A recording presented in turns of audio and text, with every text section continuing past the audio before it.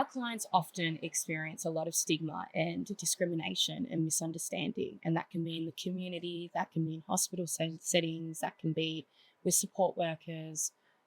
It's really just something that they experience day to day.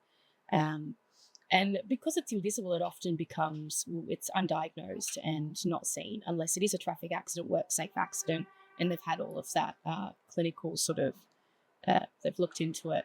But it is quite upsetting, and there's a stigma towards them because they may act a certain way, but they don't have the physical sort of key things that societal norms see in order to class it as a disability. So acquired brain injury is a injury to the brain post-birth. There is also traumatic brain injuries, but an acquired brain injury often hinders a individual's ability to make decisions, their decision-making processes, organisational tools, and they often need support within the community and to organise appointments, having whiteboards, memory aids. It's all to support with community access. Individuals with acquired brain injuries are also sometimes susceptible to family violence, and that's due to their vulnerabilities.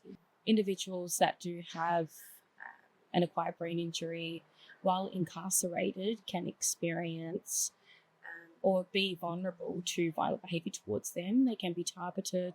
There is essentially a lack of understanding within the prisons, and some prisons don't have social workers and those mental health professionals inside to really advocate and support them.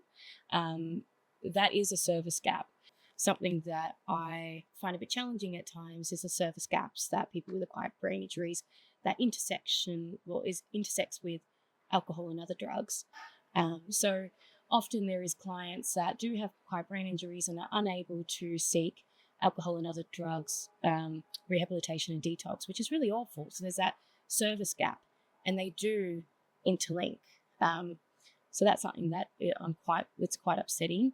As a social worker, we often talk about the social determinants of health and all of the points and themes that Brain Injury Awareness Week is bringing to light, all intersects into those determinants of health, and that's housing, socioeconomical background, those service gaps, and health professionals not providing the support because they're often misunderstood.